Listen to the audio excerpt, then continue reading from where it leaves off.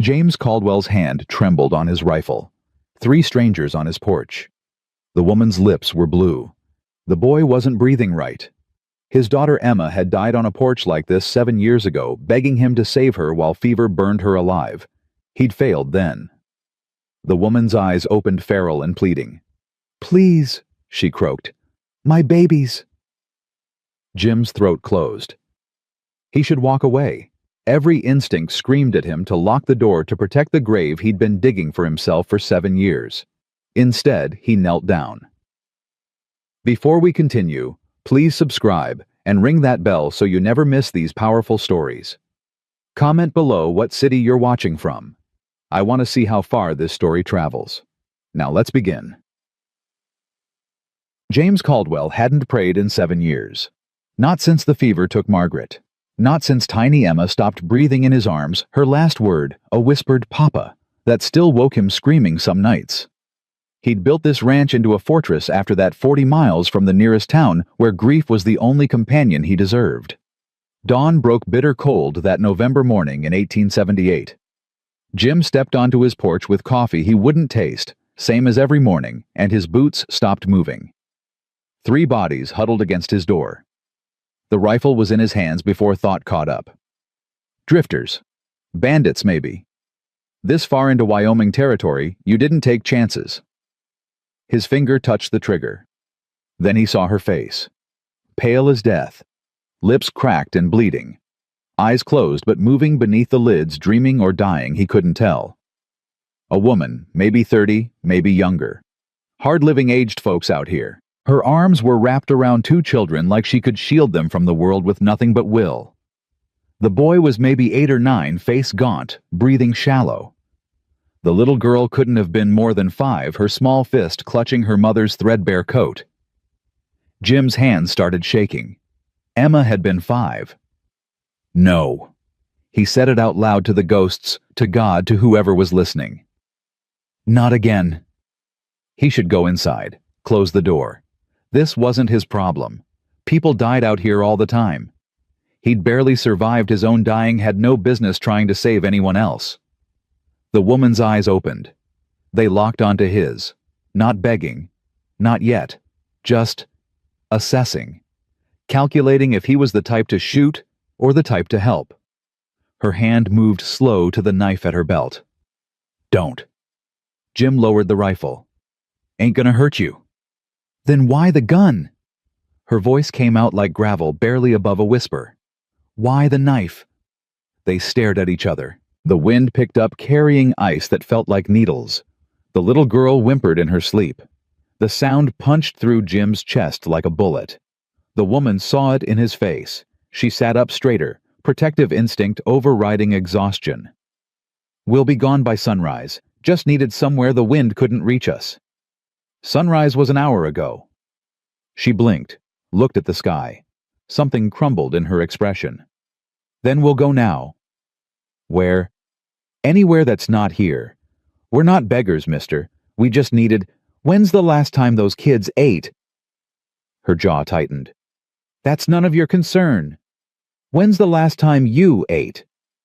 She didn't answer. Her hands were shaking now, too, and not just from cold. Jim could see the bones of her wrists, the hollows in her cheeks. This woman had been starving herself to feed her children, and all 3 of them were losing the fight. The boy stirred. Mama. His voice was weak, confused. Shh, Tommy. We're going now. She tried to stand. Her legs gave out. She caught herself on the porch railing, pride and fury burning in her eyes, as she forced her body to cooperate. The boy. Tommy scrambled up, grabbing his mother's arm. Mama, you're shaking. I'm fine. She wasn't fine. Jim could see the fever flush on her cheeks now, the way she couldn't quite focus her eyes. This woman wasn't just hungry. She was sick. He looked at Tommy. The boy was staring at him with those 2 old eyes the kind kids got when they'd seen things they shouldn't have to see. Protective. Terrified. Ready to fight a grown man with nothing but his bare hands if it meant keeping his mother and sister safe. Just like Jim used to look at his own father before the mine collapse took him. There's food inside. Jim heard himself say it before he'd decided to say it. Hot coffee. Fire's going. The woman went still. Why? Why what? Why would you help us? Because Emma's ghost was standing right there translucent in the morning light, her small hand reaching for the little girl still sleeping. Because Margaret's voice was in his head, saying what she always said. Do the right thing, James. Even when it's hard. Especially when it's hard. Because he was so goddamn tired of being alone with his ghosts. Because it's cold, he said instead. And I've got food going to waste. We don't accept charity. Good. It ain't charity. You can work for it. Her eyes narrowed. Work how? Got a room needs building. Barn needs mucking. Garden needs winterizing. If you can swing a hammer or shovel shit, we'll call it even. She studied him for a long moment, looking for the lie, the trap, the ulterior motive. Jim kept his face neutral, let her look. He'd been alone so long he'd forgotten how to lie anyway. Finally she nodded. Once, sharp. One meal, then we discuss terms. Fair enough. He turned toward the door, then stopped. Name's James Caldwell. Folks call me Jim. Sarah Mitchell. She paused. This is Thomas. That's Rose. Ma'am. Jim tipped his hat. Then he looked at Tommy. Son? The boy's eyes went wide, surprised to be acknowledged. Jim remembered that too, being invisible until adults needed something from you. He held the door open. Sarah hesitated on the threshold, her survival instincts screaming at her not to trust this, not to walk into a stranger's house in the middle of nowhere. But Rose stirred again, coughing, and that decided it. She crossed the threshold. Tommy followed his hand on that knife at his belt, ready to die, protecting his mother if this went bad. Jim closed the door behind them. The warmth of the house hit them like a wall. Rose's eyes fluttered open, confused. Mama. Shh, baby, we're safe. Just for a little while. The girl looked around, saw Jim, and buried her face in her mother's shoulder. Sarah's arms tightened around her. Bathroom's through there, Jim said, pointing. Wash basin has clean water. I'll get breakfast started. He moved to the stove, giving them space, trying not to think about the last time he'd cooked breakfast for anyone but himself. His hands found the familiar rhythm anyway. Bacon, eggs, biscuits already made from yesterday, coffee strong enough to wake the dead. Behind him, he heard quiet voices. Sarah whispering to her children. Tommy asking if it was okay. Rose saying she was hungry. The ordinary sounds of a family in his house for the first time in 7 years. Jim's hand slipped. The knife clattered against the counter. He gripped the edge, breathing hard, fighting the urge to tell them to leave to preserve the careful emptiness he'd built his life around. Sir, Tommy's voice. Careful. Tentative. Can I help? Jim turned. The boy stood there, small and thin and determined, like helping was the only way he knew to pay debts. You know how to set a table? Tommy's face lit up. Yes, sir. Plates are in that cabinet. Forks and knives in the drawer. The boy moved like he'd been given a mission. Sarah watched from the chair by the fire. Rose in her lap, something unreadable in her expression. Pride, maybe. Or grief. Or both. Jim focused on the food. The bacon sizzled. The biscuits warmed. The coffee perked.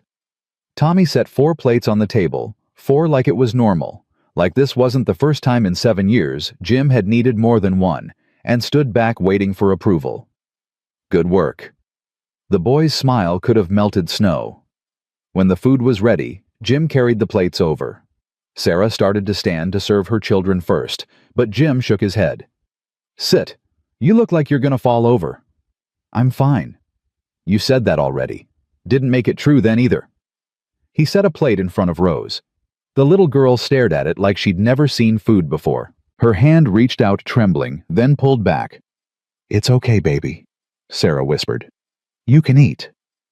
Rose looked at her mother, then at Jim, then back at the plate. She picked up a piece of bacon with both hands and took the smallest, most careful bite. Her eyes closed. A tiny sound escaped her throat. Jim's chest hurt. He set plates in front of Tommy and Sarah. The boy grabbed his fork like he was afraid someone would take the food away. Sarah just stared at hers, her eyes shining. "Something wrong with it?" Jim asked. "No, it's—" Her voice cracked. "Thank you." "Eat." They ate. Rose devoured everything, barely pausing to breathe. Tommy ate fast, but methodical, years of hunger teaching him to make every bite count. Sarah ate slowly, watching her children, watching Jim still waiting for the catch. Jim ate nothing, just drank his coffee and tried not to remember breakfast with Margaret and Emma. Tried not to hear his daughter's laugh. Tried not to feel the ghost of his wife's hand on his shoulder. When the plates were empty, Sarah stood. "Where do you want us to start?" "Start what?" "The work. You said we could work for the meal." "Sit down." "We had an agreement." "Sarah." Jim said her name for the first time. She froze. "You're burning up with fever. Your daughter can barely stand. Your son looks like he hasn't slept in days. Nobody's working today." "We don't accept—" "I know, not charity." Jim refilled his coffee. "Call it an advance on future work. Once you're all rested and fed proper, we'll talk about that room I need built." Her hands gripped the back of the chair. "Why are you doing this?" "Doing what?" "Being kind. Nobody's kind. Not without wanting something." Jim looked at her. Really looked. Saw the bruises on her wrists, old ones faded yellow-green. Saw the way she flinched when he moved too fast. Saw the walls in her eyes built from betrayals he could only guess at. "Maybe I'm just used to eating alone," he said quietly. "And I'm tired of it." Sarah stared at him. Something shifted in her face. Not trust, not yet, but the beginning of something. "The barn has a loft," Jim continued. "Warmer than the porch.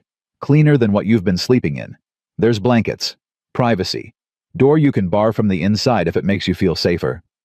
How long what? How long can we stay?" Jim looked at Rose dozing against her mother, at Tommy fighting to keep his eyes open, child's pride keeping him from admitting exhaustion, at Sarah waiting for him to name his price, to demand his payment in flesh or servitude or degradation. "If those kids snore," he said, "I'll build them a room." Sarah's breath caught. "What?" "Heard what I said. You're offering us a room, a permanent room. Barn loft's fine for now, but winter's coming hard. Kids that small shouldn't sleep in a barn when there's a house right here." "You don't even know us." "No, but I know what it's like to lose everything." Jim stood, started clearing plates. "And I know what I should have done the last time someone needed help." "What happened?" He didn't answer. Couldn't. The words stuck in his throat like broken glass. Sarah saw it, read it in the set of his shoulders, the way his hands gripped the plates too tight. "I'm sorry," she said softly. "Don't be. Just rest." He moved to the door, grabbed his coat. "I've got work to do. Barn loft's straight back. Clean straw on the left side. Help yourself to anything you need." He was halfway out the door when her voice stopped him. "James." He turned. She was standing now, Rose in her arms.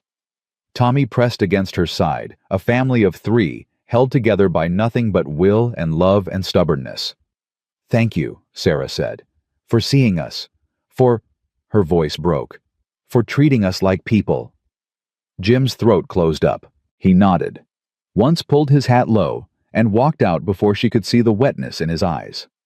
Outside, the cold air hit him like salvation. He leaned against the porch railing, breathing hard, his whole body shaking. What the hell had he just done? He'd invited strangers into his home. Given them food, shelter, hope. Offered to build them a room for God's sake, like they were going to stay. Like this was going to be something more than temporary. Like he was going to let himself care again. No. He said it to the wind, to the mountains, to the ghosts that wouldn't leave him alone. No, this is temporary. They'll rest, get strong, and move on. That's how this works. But even as he said it, he knew it was a lie. Because when Rose had smiled at him over that bacon, when Tommy had called him sir, with something like hope in his voice, when Sarah had whispered thank you, like he'd given her the world instead of just breakfast. Something frozen in his chest had cracked, and he didn't know if that was salvation or destruction. Jim walked to the barn, his footsteps heavy in the snow. Work. That's what he needed. Work to stop thinking. Work to stop feeling. Work to stop remembering. He grabbed an axe, started splitting wood. The rhythm was familiar, mindless, brutal. Swing, split, stack, swing, split, stack. His breath came hard and fast, fogging in the cold air. His muscles burned. Good. Pain he could handle. Pain made sense. But every time he swung the axe, he saw Emma's face. Every time the wood split, he heard Margaret's voice. "Do the right thing, James." "I am," he gasped. "I'm doing it. I'm helping them. Are you? Or are you already planning how to protect yourself when they leave? They will leave. Everyone leaves. Or everyone dies." The axe missed. Glanced off the log, nearly took his foot off. Jim stumbled back, breathing like he'd run a mile. "Stop," he whispered. "Please just stop." But the ghosts never stopped. They'd been with him every day for 7 years, reminding him what he'd lost, what he'd failed to save, what he didn't deserve to have again. He looked back at the house. Smoke curled from the chimney. Warm. Alive. Full of people who needed him. People he was already terrified to lose. Jim set down the axe, walked to the woodpile, stared at his hands, calloused and scarred and shaking. "One day," he said to the ghosts. "Give me 1 day to figure out what the hell I'm doing." The wind answered with silence. Inside the barn loft, Sarah laid Rose down on the clean straw, covered her with a blanket that smelled like horses and hay and safety. Tommy curled up beside his sister, his small body finally relaxing, the knife still clutched in one hand. Sarah sat between them and her children, watching the door, waiting for the trap to spring. It had been 6 months since Daniel died. 6 months of running, hiding, surviving. The debt collectors had taken the house 3 days after the funeral. Taken everything. Furniture, clothes, the few pieces of jewelry her mother had left her. They'd have taken the children too, if they could have found a legal way. So Sarah ran. Took her babies and disappeared into the wilderness, working when she could, stealing when she had to, sleeping in abandoned buildings and under bridges, and once in a cave with a family of raccoons who'd been more welcoming than most humans. 3 days ago, they'd arrived in this territory. A clerk at the general store had mentioned a rancher up in the mountains. "Keeps to himself," the man had said. "Lost his family some years back. Ornery as hell but decent. Might have work." Sarah had nothing else to try, so she'd walked. 3 days through snow and cold and exhaustion, her children growing weaker with every mile, until she'd seen this ranch house and decided to risk one night on the porch. She'd expected to be shot, or worse. She hadn't expected kindness, and that scared her more than cruelty ever could. Because cruelty she understood. Cruelty had rules. You kept your head down, did what you were told, protected your children as best you could, and survived. But kindness was dangerous. Kindness made you hope, and hope was the cruelest thing of all when it was taken away. Sarah pulled the blanket tighter around her children. Rose was already asleep, her little face peaceful for the first time in months. Tommy was fighting it, his eyes drooping, his grip on the knife loosening. "Mama," he whispered. "Shh, baby. Sleep. Is he gonna hurt us?" "No." "How do you know?" Sarah looked at the barn door, at the house beyond it, at the smoke rising from the chimney. "Because," she said softly, "hurt people. Recognize hurt people. And that man in there, he's been hurting for a long time." Tommy considered this. "So he's like us. Maybe. Can we stay?" Sarah's heart broke a little. "We'll see." "But he said," "I know what he said, but people say a lot of things they don't mean. Papa used to do that." Sarah closed her eyes. Daniel. Her husband, her nightmare, her relief when he died, even though that made her a terrible person. He'd said beautiful things when he was sober, promised her the world, then drank it all away and blamed her when the world didn't appear. "Mr. Caldwell's not like your father," she said, hoping it was true. "How do you know?" "Because he offered without asking for anything back. Tommy thought about this. Then, "Mama, are we gonna be okay?" Sarah looked at her son. 9 years old and already carrying the weight of a man's responsibilities. Protecting his mother, caring for his sister, knowing when to fight and when to run. "Yeah, baby," she lied. "We're gonna be okay." Tommy's eyes finally closed. Within minutes, he was asleep, his small body relaxing, the knife finally falling from his hand. Sarah picked it up. The blade was dull, barely sharp enough to cut bread, let alone defend against a grown man. But Tommy carried it everywhere, his only weapon against a world that had tried to destroy them. She set it within reach, just in case. Then she lay down between her children, her hand on Rose's chest to feel her breathing, her other hand reaching for Tommy's, and closed her eyes. For the first time in 6 months, Sarah Mitchell slept without fear. Outside, Jim split wood until his hands bled. Inside, ghosts watched and waited. And in the space between them, something new began to grow. Something fragile. Something dangerous. Something that looked a lot like hope. 3 days passed like a fever dream Jim couldn't wake from. Sarah and the children stayed in the barn loft. Jim brought meals 3 times a day, knocked twice, left the plates by the door, and walked away before anyone could thank him. He told himself it was about giving them space. Really, it was because he couldn't handle the way Rose smiled at him, or how Tommy stood straighter when he approached, or the softness that crept into Sarah's eyes when she thought he wasn't looking. On the 4th morning, Jim found Sarah at his kitchen table. He froze in the doorway, coffee pot in hand. She'd let herself into the house, made herself at home, crossed a boundary he hadn't given her permission to cross. "Door was unlocked," she said, not apologizing. "It's always unlocked." "That's foolish. So's breaking into a man's house." "I didn't break in. I walked in." She stood, moved to the stove. "You've been bringing us food for 3 days. Time I returned the favor." "You don't owe me." "I know. Not charity. You said." She cracked eggs into a pan with the efficiency of someone who'd cooked 1,000 breakfasts.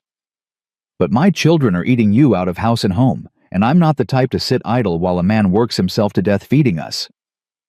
Jim set down the coffee pot harder than he meant. "I'm not working myself to death." "No? Then why are your hands bleeding?" He looked down. His palms were wrapped in strips of cloth, blood seeping through. He'd split wood for 2 days straight, trying to outrun thoughts, memories, the growing ache in his chest every time he heard the children laughing in the barn. Wood needed splitting. For 2 days. Winter's coming. "Winter's been coming your whole life, James. You're running from something." She flipped the eggs. "Question is what?" "That's none of your business, I know." She slid eggs onto 2 plates, added bacon she must have found in the cold storage. "But I'm making it my business, because whatever you're running from, it's gonna catch you. And when it does, I need to know if you're gonna take us down with you." Jim's jaw clenched. "I would never hurt us, I know. I believe that." She set a plate in front of him. "But hurt comes in more ways than fists. You pull away much further, and those kids are going to think they did something wrong. Is that what you want?" "I want—" His voice broke. He couldn't finish. Sarah sat down across from him, waited. "I want them to be okay," Jim finally said. "Fed, warm, safe. And then I want you to move on before I—" "Before you what?" "Before I get used to this." The words hung in the air between them. Sarah's expression softened. "Too late." "What?" "You're already used to it. Setting 4 plates instead of 1. Listening for their voices. Splitting enough wood to heat a house full of people instead of just yourself." She leaned forward. "You're already attached, James. The question is whether you're brave enough to admit it." "That's not bravery. That's stupidity." "Maybe they're the same thing." Jim stared at his plate. The eggs were perfect. The bacon crisp. The coffee strong. Everything Margaret used to make exactly the way she made it, and the ghost of her was so thick in the room he could barely breathe. "I can't do this again," he whispered. "Do what?" "Care. And then lose." Sarah reached across the table. Her hand covered his. Her palm was rough, calloused, real. What if you don't lose? Everyone loses eventually. So you'd rather lose now on your terms than take a chance on something real? Yes. The word tasted like ash. Sarah pulled her hand back, stood, started cleaning the kitchen with the same efficiency she'd cooked with. You're a coward. Jim's head snapped up. Excuse me. You heard me. You're hiding behind grief like it's armor, using your dead wife and daughter as an excuse not to live. She turned, met his eyes. And I get it. Believe me, I get it. But you don't get to make that choice for my children. I'm not. You offered us a room. You said if they snored, you'd build it. Well, they snore, every night, like little chainsaws. So either you meant it or you didn't. Jim stood. His chair scraped against the floor. You think I don't mean it? I think you're terrified to mean it. You don't know what you're talking about. Don't I? Sarah moved closer. She was small, barely came up to his shoulder, but she moved like she could take up the whole room.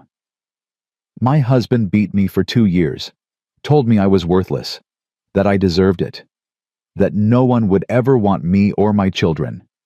And when he died, you know what I felt. Jim didn't answer.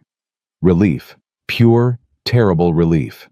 And then guilt for feeling relieved. And then anger that I wasted 2 years of my life being grateful for the days he didn't hit me instead of demanding better. Her voice shook. So don't tell me I don't understand fear. I lived with it every single day. But I'm done running from it. The question is, are you? Jim's hands curled into fists. I'm not running. Then prove it. Build the room. They stood there 3 feet apart, breathing hard, the ghosts of their dead standing between them like witnesses. Finally, Jim nodded. Once. Sharp. Get me the measuring tape. Sarah's face lit up. Where is it? Workshop. Left wall. Can't miss it. She was out the door before he could change his mind. Jim stood alone in his kitchen, his dead wife's ghost sitting in the chair by the fire, watching him with those sad, knowing eyes. I know, he said to her. I know this is insane. Margaret didn't answer. She never did. But he could feel her approval anyway, warm as sunlight, painful as a knife. The door burst open. Rose ran in first, her small face bright with excitement. Mama says you're building us a room. Jim's heart stopped. Can it have a window? I love windows. And can Tommy and me share it, or do we get our own rooms? Mama said we have to share, but maybe... Rose. Sarah appeared in the doorway, slightly out of breath. Let the man breathe. But Rose was already at his side, her small hand grabbing his. Will you really build it? Promise? Jim looked down at her. 5 years old, Emma's age when she died. Same dark hair, same bright eyes, same absolute faith that adults could fix anything if they just tried hard enough. Yeah, little one, he heard himself say. I promise. Rose threw her arms around his waist. The hug hit him like buckshot. He stood there frozen, his hands hovering over her small shoulders, not sure what to do, how to respond, whether he was allowed to hug back. Sarah's eyes were shining. She nodded. Permission granted. Jim's hands came down, rested on Rose's head, patted her hair awkwardly. The little girl squeezed tighter. Thank you, she whispered into his shirt. Jim's throat closed up. He couldn't speak, could barely breathe. Tommy appeared in the doorway, watching carefully, his hand on that damned knife, ready to protect his sister if this went wrong. Tommy, Jim managed. Come here. The boy hesitated. Why? Because I need someone to hold the measuring tape while I figure out how big this room's gonna be. Tommy's face transformed. Really? Can't build a room without measurements. You man enough for the job. Yes, sir. Tommy crossed the room, stood at attention like a soldier. Jim almost smiled. Good. Let's get to work. They spent the morning measuring. Jim showed Tommy how to hold the tape taut, how to mark measurements, how to calculate board feet. The boy soaked it up like prairie-soaked rain, asking questions, taking mental notes, his small hands careful and precise. Rose helped by carrying nails one at a time and singing songs that made no sense but somehow made the work lighter. Sarah sketched the room layout on paper, her hands quick and sure, surprising Jim with her spatial awareness. "You've done this before," he said. "My father was a carpenter. Before he died." "How old were you?" 12. She didn't elaborate, didn't need to. 12 years old and orphaned. Jim could fill in the rest. By noon, they had a plan. A room attached to the east side of the house. Big enough for 2 beds, a small stove, a window facing the mountains. Not fancy, but solid. Safe. Permanent. "When do we start?" Tommy asked. Jim looked at Sarah. She looked back. Something passed between them. Understanding, agreement. The acknowledgement that this was real, that they were doing this, that there was no going back. "Tomorrow," Jim said. "Today we gather supplies." They worked together the rest of the day. Jim showed Tommy how to select lumber, how to check for rot and warp. Rose collected nails in a bucket, counting them out loud, losing track after 20 and starting over. Sarah inventoried tools, organized the workshop with ruthless efficiency that made Jim realize just how chaotic he'd let things get. Evening came too fast. Jim made dinner stew simple and filling, and they ate at the table. 4 people. 4 plates. 4 lives intersecting in ways Jim couldn't have predicted and didn't know how to navigate. "Mr. Caldwell," Tommy said quietly. "Jim, just Jim." "Jim." The boy tested the name. "Can I ask you something?" "Depends on the question." "Why are you helping us?" Sarah's spoon stopped halfway to her mouth. Rose looked up suddenly, very interested. Jim set down his own spoon, choosing words carefully. "You ever been so cold you thought you'd never be warm again?" Tommy nodded. "That's how I felt, for 7 years. Just cold all the way through like my bones were made of ice." Jim looked at Rose, then Tommy, then Sarah. "You 3, you're warm, and I forgot what that felt like." "So we're helping you?" Tommy asked. "Maybe we're helping each other." The boy considered this. Then, "That's fair." They finished dinner in comfortable silence. Jim cleared plates. Sarah washed them without being asked. The children sat by the fire, Rose already dozing. Tommy fighting sleep, his head nodding forward and snapping back up every few minutes.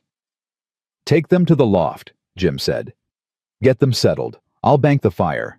Sarah nodded, started to gather her children, then stopped. "James." He looked up. "Thank you. For today. For all of it. We haven't even started building yet." "I'm not talking about the room." She left before he could respond. Jim stood alone in his kitchen, the warmth of the fire at his back, the sound of Sarah's voice drifting from the barn as she sang her children to sleep. He walked to the window, looked out at the mountains dark against the star-filled sky. Margaret used to stand here, would rest her head against his shoulder and say, "This is enough. This moment. This life. Us." "I know," Jim whispered. "I know I should let them in. But I'm so scared."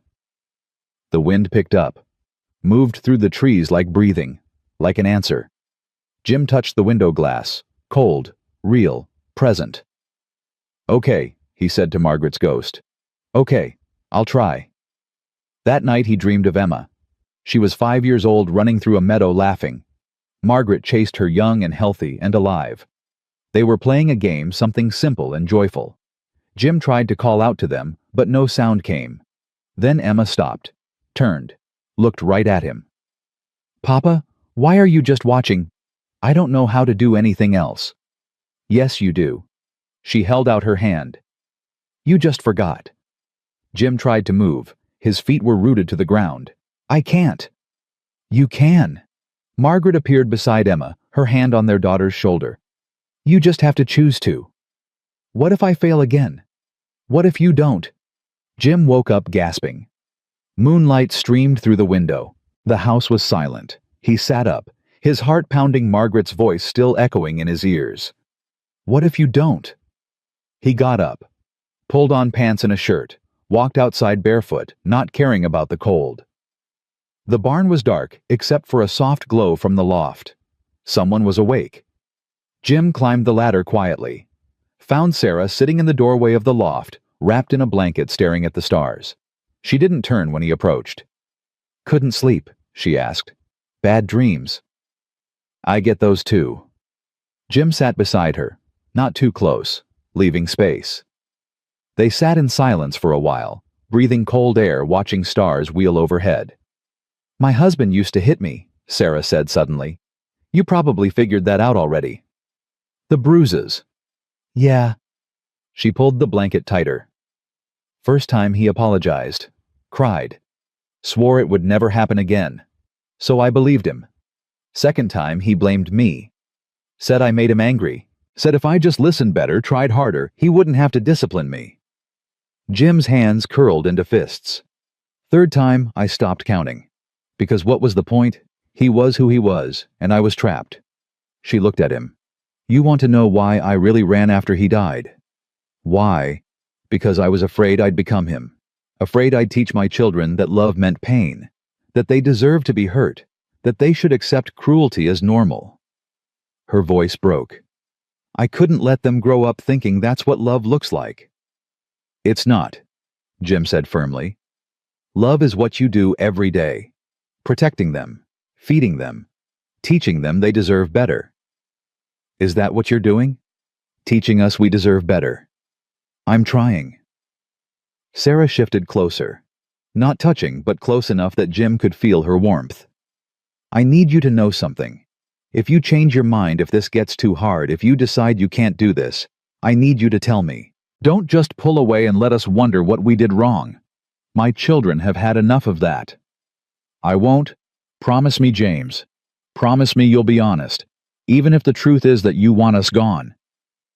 Jim looked at her, really looked, saw the scars she carried visible and invisible, saw the strength it took to keep going, saw the same fear he felt reflected back at him.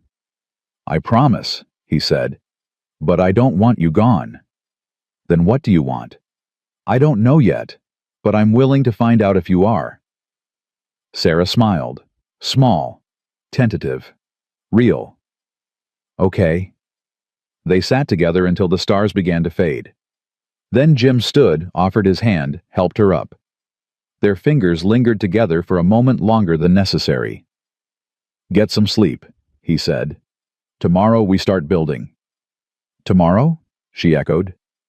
Jim climbed down the ladder, walked back to the house. Didn't look back because if he did, he'd never leave. Inside, Margaret's ghost was waiting by the fire.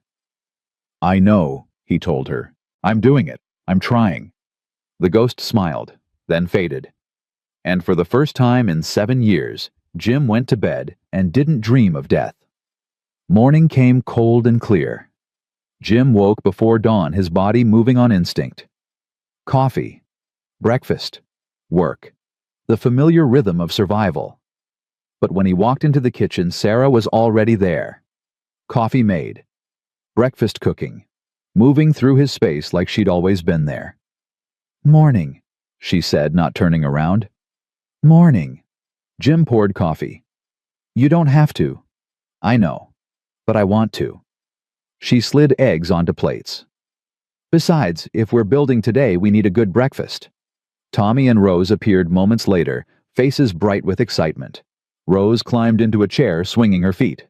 Tommy stood beside Jim, waiting for instructions like a soldier awaiting orders. "Today's the day," the boy asked. "Today's the day." They ate quickly. Jim showed Tommy how to organize tools, how to carry lumber without getting splinters, how to measure twice and cut once. Rose helped by staying out of the way and singing encouragement. Sarah worked beside Jim like they'd been building together for years. She didn't flinch at hard work, didn't complain. Just set her jaw and lifted boards and hammered nails with the strength of someone who'd learned that survival meant being tougher than your circumstances. By midday, the foundation was laid. By evening, the frame was up. Jim stepped back, surveying their work. The skeleton of a room. Bones that would become a home. "It's real," Tommy whispered. "Not yet," Jim said. But it will be. They worked for 6 days straight, dawn to dusk, building. Jim taught Tommy everything he knew. The boy learned fast, his small hands becoming confident, capable. Rose painted rocks to mark the corners of the room, turning work into art. Sarah matched Jim board for board, her strength surprising him, her determination humbling him. On the 7th day they rested. Not because God demanded it, but because their bodies did. Jim woke late, his muscles screaming. Found the house empty. Panic hit him like a fist. They'd left. He'd scared them away. He'd been too much or not enough or... Then he heard laughter from outside. Jim stumbled to the window. Sarah and the children were in the yard. Tommy was teaching Rose how to throw. Sarah was hanging laundry on the line Jim hadn't used in 7 years. Ordinary, domestic, beautiful. Jim's chest hurt. He walked outside slowly. Tommy saw him first. "Jim, watch this." The boy threw. The rock sailed 10 feet. Rose clapped. Sarah turned, saw Jim, and smiled. That smile hit harder than any punch he'd ever taken. "Sleep well?" she asked. "Yeah." He couldn't stop looking at her. At them. At this strange, fragile thing growing between them. "You... better than I have in years." "Mama says the room will be done in 2 days," Rose announced, running over. "Is that true?" Jim looked at the partially built structure. Walls up, roof joists ready, windows waiting to be installed. "Maybe 3. 3 days until we have a real room." Rose's eyes went wide. "A room that's ours." "A room that's yours," Rose squealed, hugged his leg, ran back to her mother, chattering about curtains and where her bed would go and whether they could get a rug. Tommy approached more cautiously. "Jim, can I ask you something?" "Always." "After the room's done, are we staying for real?" Jim knelt down, eye level with the boy. "Do you want to stay? More than anything?" "Then yeah. For real." Tommy's face crumpled. He launched himself at Jim, arms wrapping around his neck, small body shaking. Jim caught him, held him, felt the boy's tears soaking into his shirt. "It's okay," Jim murmured. "You're safe. All of you. I promise." "Papa used to promise things too," Tommy whispered. "And then he'd hurt us." Jim's heart broke. He pulled back, held Tommy's shoulders. "Look at me. I will never hurt you. Not you, not your sister, not your mother. You understand? Never." "How do I know you mean it?" "Because I'm still here. Because I'm building you a room instead of sending you away. Because..." His voice cracked. "Because I know what it's like to be broken. And I won't do that to anyone else. Especially not you." Tommy searched his face, looking for the lie, the trap, the moment adults always betrayed you. But Jim held his gaze steady, letting the boy see everything. The grief, the fear, the desperate, terrifying hope. Finally, Tommy nodded. "Okay, I believe you." "Good." Jim squeezed his shoulders, stood. "Now go help your sister before she throws a rock through my window." Tommy laughed. Actually laughed. The sound was like sunlight breaking through storm clouds. He ran back to Rose, and Jim stood there watching them, feeling something dangerous growing in his chest. Love. He was falling in love with these people, with this makeshift family, with the idea that maybe, just maybe, he deserved a second chance. "You're smiling," Sarah said, appearing beside him. "Am I?" "It's a good look on you." Jim turned to her. They stood closer than was proper, breathing the same cold air. "Sarah, I need to tell you something." "Okay?" "I don't know how to do this, any of this. I've been alone so long I've forgotten how to be a person. So have I. But I want to try. I want..." He stopped. Started again. "I want you to stay. Not just until the room's done. Not just for winter. I want you here, permanent, if you'll have me. Have this life. Have..." Sarah kissed him. It wasn't much, just a brush of lips. Quick, tentative, over before he could respond, but it burned through him like wildfire. "Is that a yes?" he asked, his voice rough.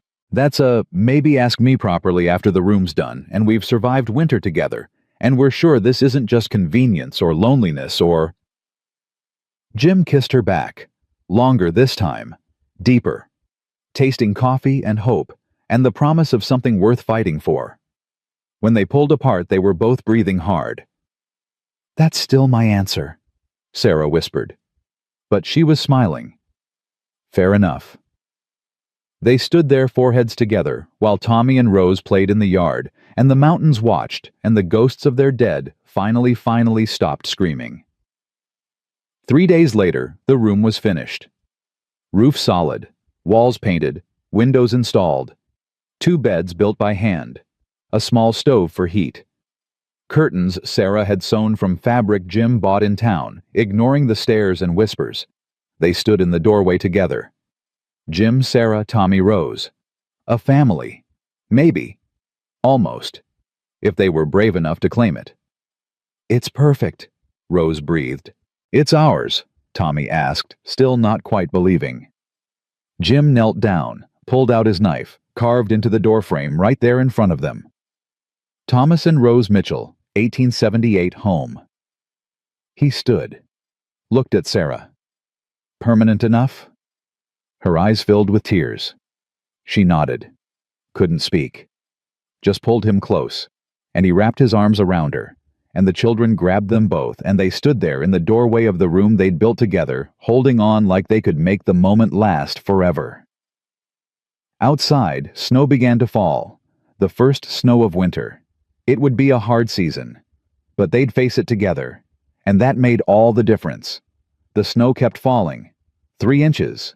6. A foot. Winter came early and fierce that year, like it was testing them, seeing if this fragile new thing they'd built could survive the cold. Jim woke on the 8th morning to find Sarah already gone from the barn loft. She'd been sleeping there, still maintaining propriety, even though the whole arrangement was already improper by any town standard. He found her in the main house, staring at the stove like it held answers to questions she hadn't asked yet. "Coffee's ready?" she said without turning. "You're up early." "Couldn't sleep." She poured 2 cups, handed him one. Her fingers brushed his. Neither of them pulled away. "We need to talk about supplies." "What about them?" "We're running low. Flour, sugar, coffee. Basic things." She met his eyes. "Someone needs to go to town." Jim's jaw tightened. "I'll go." "They'll ask questions." "Let them." "Jim." Sarah set down her cup. "You know what they'll say, what they'll think. An unmarried woman living with an unmarried man, children involved. The town won't—" "I don't give a damn what the town thinks." "Maybe you should." Her voice was quiet, but firm. "Because if they decide we're immoral, they can take my children. The law's on their side, not ours." Jim's hands curled into fists. "They won't touch those kids." "How will you stop them? With what legal standing? You're not their father. I'm not your wife. We're nothing to each other in the eyes of the law." She looked away. "We're just people living in sin." The words hung heavy. Jim wanted to argue, wanted to say it didn't matter what the law said, what the town thought. But he'd seen it before. Women losing their children because some judge decided their living situation was unfit. Men hanged for less than harboring a widow without a chaperone. "What do you want me to do?" he asked. "I don't know." Sarah's voice cracked. "I just know I can't lose them. I can't." Jim crossed the space between them, took her shoulders, made her look at him. "You won't. I promise you, Sarah. They'll have to go through me first." "That's what I'm afraid of." Tears spilled down her cheeks. "What if they hurt you? What if standing up for us costs you everything?" "I already lost everything once. I survived. I'll survive again if I have to." "But I don't want you to have to." She grabbed his shirt. "I don't want you to suffer because of us." "Too late. You're already under my skin, all 3 of you." He wiped her tears with his thumb. "So we figure this out. Together." The door burst open. Tommy stood there, face white, breathing hard. "Jim." "There's riders coming. 3 of them." Jim's blood went cold. "How far?" "Maybe 10 minutes. Get your mother and sister into the back room. Now." "But—" "Now, Tommy." The boy ran. Sarah grabbed Jim's arm. What are you going to do?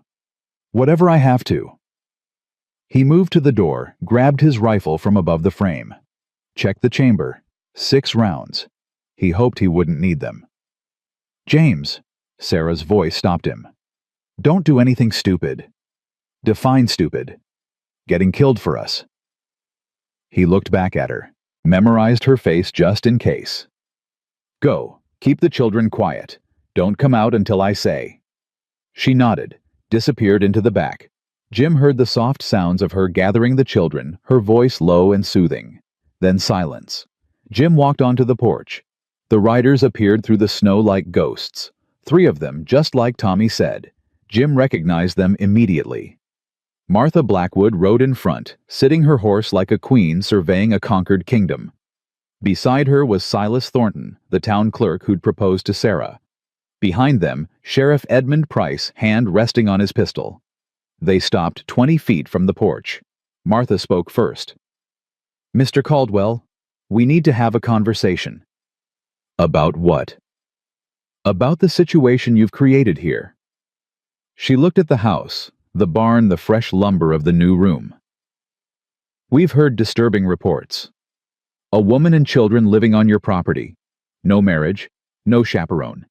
It's caused quite the scandal. Nobody's business but mine. That's where you're wrong. Silas leaned forward in his saddle.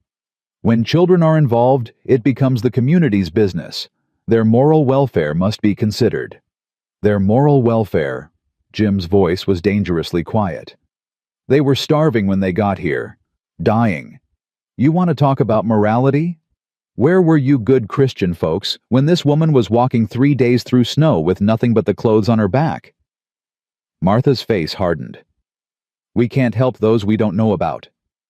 But you know now, and instead of offering help, you're offering judgment. We're offering a solution. Silas dismounted. Mrs. Mitchell can marry me, properly. The children will have a father, a proper home. Everything made respectable. She doesn't want to marry you. How do you know? Have you asked her? I don't need to. I've seen the way she looks when you're mentioned. Silas's face flushed. You're keeping her here against her will. That's a lie. Is it? Martha joined in. A woman alone, desperate, no resources. You offer shelter in exchange for what exactly? Her body? Her children's labor? Jim's grip tightened on the rifle. Watch your mouth, or what you'll shoot us. Sheriff Price spoke for the first time. That'd just prove you're the kind of man we think you are. And what kind is that? The kind who takes advantage of desperate women. The door opened behind Jim.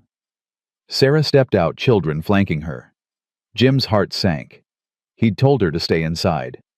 That's enough. Her voice cut through the cold air like steel. Mr. Caldwell has done nothing but show us kindness. He's fed us, sheltered us, built my children a room. He's asked for nothing in return. Nothing. Martha's eyebrow arched. And where exactly do you sleep, Mrs. Mitchell? The barn loft, with my children, where we've slept since we arrived. How convenient. And we're expected to believe nothing improper has occurred. Sarah's face went white with rage. Believe what you want. I know the truth. The truth is you're living in sin. Silas stepped forward. My offer still stands. Marry me. Save yourself and your children from this shame. I'd rather die. The words rang out clear and final. Silas recoiled like he'd been slapped. Martha's face twisted with something ugly. Then perhaps your children should be placed somewhere more appropriate, she said. A Christian household. Somewhere their moral education won't be corrupted. Tommy grabbed his mother's hand. Rose started crying. Sarah went rigid. You're not taking my children. That's not your decision to make. Sheriff Price dismounted. I've got papers here, signed by Judge Morrison. Gives us authority to remove children from unfit living situations. He pulled folded documents from his coat. Jim's vision went red. Those papers aren't worth the ink they're printed on. They're legal and binding. On whose word a bitter widow and a rejected suitor? Jim stepped forward. This isn't about the children's welfare. This is revenge, pure and simple. Mind your place, Caldwell. The sheriff's hand dropped to his gun. "This doesn't concern you." "Everything on this land concerns me. You have no legal claim to these people." "Then I'll make one." The words were out before Jim could stop them. He turned to Sarah. "Marry me." Silence, complete and absolute. Sarah stared at him, mouth open. The children looked between them. Martha made a sound of disgust. "What?" Sarah whispered. "Marry me. Right now. In front of witnesses." Jim looked at the sheriff. "That satisfy your legal concerns? You can't just—" Martha started. "Why not? You want her married. I'm proposing. Sheriff here can officiate. It's legal in the territory." "This is insane," Silas said. "You barely know each other." "I know enough." Jim's eyes never left Sarah. "I know she's strong. I know she's a good mother. I know she makes the best coffee I've ever had and can swing a hammer better than most men. That's enough for me." "Sarah." He said her name like a prayer. "I'm not asking for love. I'm not even asking for forever. I'm asking you to let me protect you, legally.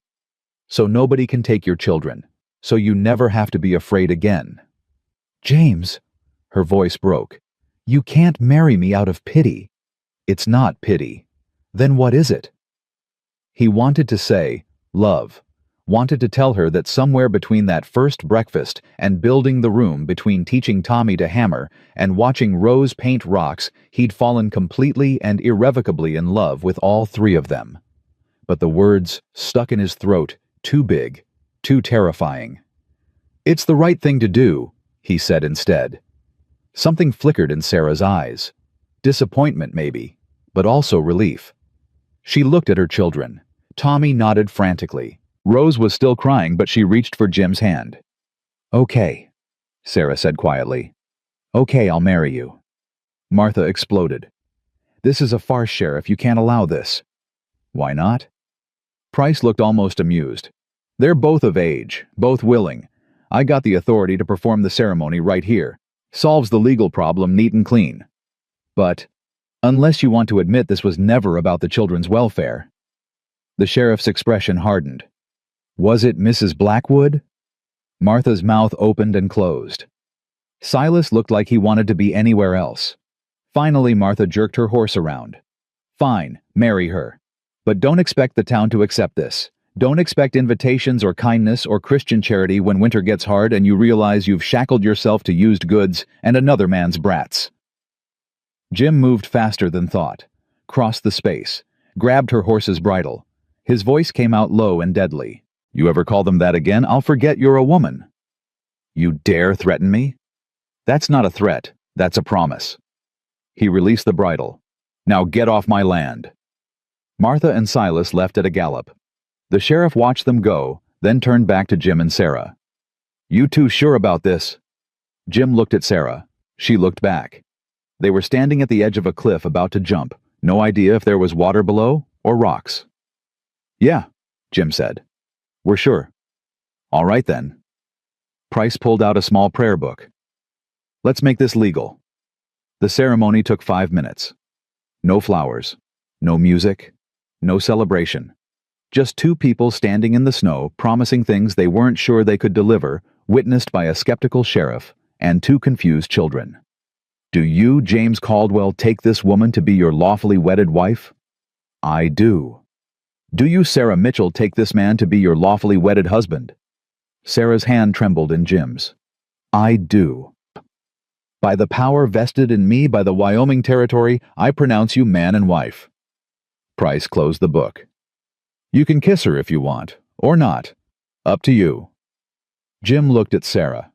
They hadn't discussed this part. Hadn't discussed any of it, really. This whole thing was insane, impulsive, probably a mistake. He kissed her anyway. It was nothing like the kiss by the barn. That had been gentle. Tentative. This was desperate. Claiming. Sealing a deal they'd both just made with their eyes wide open and their hearts terrified. When they pulled apart, Sarah was crying. Tommy was grinning. Rose was clapping. The sheriff looked uncomfortable. "I'll file the papers in town," Price said. "You're legal now. Ain't nobody can touch those kids. Thank you." Don't thank me yet. Martha Blackwood's got influence. She'll make your life hell if she can. Let her try. The sheriff tipped his hat, mounted up, and rode away. The four of them stood in the yard, snow falling around them, the weight of what they'd just done settling in. So, Tommy said finally, does this mean you're our pa now? Jim's throat closed up. He looked at Sarah. She nodded. Permission granted. If you'll have me, Jim said. Tommy threw himself at Jim, arms wrapping tight. Rose followed. Jim knelt, catching them both, holding these children who weren't his by blood, but were becoming his by choice. Sarah watched tears streaming down her face. Jim reached out, pulled her in too, and they stood there in a tight circle. A family made not by birth or law, but by desperate need and foolish hope. What do we do now? Sarah whispered. We go inside, Jim said. We get warm. We figure out the rest as we go. They went inside. Jim built up the fire while Sarah made coffee with shaking hands. The children disappeared into their new room, voices quiet processing. Jim and Sarah sat at the table, married now, legal now, and had no idea what to say to each other. I'm sorry, Jim said finally. For what? For proposing like that. You deserved better. Flowers, romance, a choice. You gave me a choice. Did I trap you? Sarah reached across the table, took his hand. James, look at me. He looked. You saved us, again. I'm not trapped. I'm grateful. I don't want gratitude. Then what do you want? The question hung there. Jim could say it now, could tell her the truth. That he wanted her, really wanted her. Not just as a convenience or a legal protection, but as a partner, a companion, maybe even as something more. I want you to be happy, he said instead. Coward. Sarah's expression flickered. She pulled her hand back. Right, of course. Sarah. It's fine. We both know what this is. A practical arrangement. Nothing more. Is that what you want it to be? Does it matter? Yes. She stood, started washing dishes that didn't need washing. We should set some ground rules, separate sleeping arrangements, no expectations of marital relations. This is a legal arrangement only. Every word hit Jim like a punch. If that's what you want. It's what makes sense. To hell with sense. Jim stood. Sarah, look at me. She didn't turn. I married you because they were going to take your children. That's true. But I also married you because I wanted to. Because the thought of you leaving, of losing you and Tommy and Rose, made me feel like I was dying again. He moved closer. So, if you want separate sleeping arrangements, fine. If you want this to be purely legal, fine. But don't stand there and tell me it's what makes sense, when we both know we stopped making sense the moment you fell asleep on my porch. Sarah's shoulders shook. She was crying again. Jim reached for her, hesitated, then wrapped his arms around her from behind. She leaned into him. I'm scared, she whispered. Me too. What if this doesn't work? What if it does? She turned in his arms. They were so close, Jim could count her freckles, could see the gold flecks in her brown eyes, could feel her breath on his face. I want it to work, she said. God help me, I want this to be real. Then let's make it real. How? One day at a time, one moment at a time. He touched her face. No expectations, no pressure, just us figuring it out together. You make it sound simple. It's probably not. Probably complicated as hell. But I'm willing to try if you are. Sarah studied his face, looking for the lie, the trap. The moment he'd reveal this was all just pity or obligation. But Jim had nothing left to hide. He was raw and exposed and terrified, and he let her see all of it. Okay, she said finally. We try. They sealed it with a kiss. Slower this time, gentler. A promise instead of a claim. The children emerged from their room. Tommy looked between them. Are you fighting? No, Sarah said. We're figuring things out. Does that mean Jim's really our pa? Jim knelt down. Do you want me to be? Tommy nodded so hard his whole body moved. Rose climbed onto Jim's back. "Papa," she tested the word. "Papa, Papa, Papa." Jim's vision blurred. These children, this woman, this life he'd stumbled into by accident and was now choosing on purpose. "Yeah, little one," he said. "I'm your papa now." That night they had their first dinner as a married family. It was simple, stew and bread. But it felt significant. Tommy said grace, stumbling over the words, but meaning every one. Rose fell asleep at the table. Jim carried her to bed, tucked her in, felt his heart crack open when she mumbled, "Love you, Papa," in her sleep. Sarah stood in the doorway watching. When Jim turned, he found her crying again. "Happy tears," she said before he could ask. "For once, happy tears." They put Tommy to bed next. The boy fought sleep, afraid if he closed his eyes, all of this would disappear. Jim sat on the edge of his bed. "It's real, son. We're not going anywhere. Promise. Promise. Even when I'm bad, even when I mess up." Jim's heart broke. Especially then. Tommy's eyes closed. Within minutes, he was asleep. Jim and Sarah stood in the doorway of the children's room, watching them breathe alive and safe in theirs. "Where do we sleep?" Sarah asked quietly. Jim had been wondering the same thing. They were married now. Legally, she could sleep in his bed. But he'd promised no expectations, no pressure. "You can have my bed," he said. "I'll take the floor." "That's ridiculous." "It's fine." "James." She turned to face him. "We're adults. We can share a bed without... "You sure?" "No. But I'm tired of being afraid of everything." They prepared for bed in awkward silence. Jim gave Sarah privacy to change. When he returned, she was under the covers on the far edge of the bed, wrapped so tight she might as well have been in a cocoon. Jim climbed in on his side, left 3 feet of space between them. They lay there in the dark, both rigid, both aware of every breath, every movement. "This is weird," Sarah said. "Yeah." "Are we going to do this every night?" "Probably gets less weird." "Or more weird." Despite everything, Jim laughed. Sarah joined in.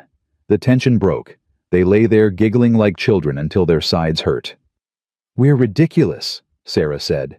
"Completely." The laughter faded. Silence settled. Jim could hear her breathing, could feel the warmth of her body even across the distance.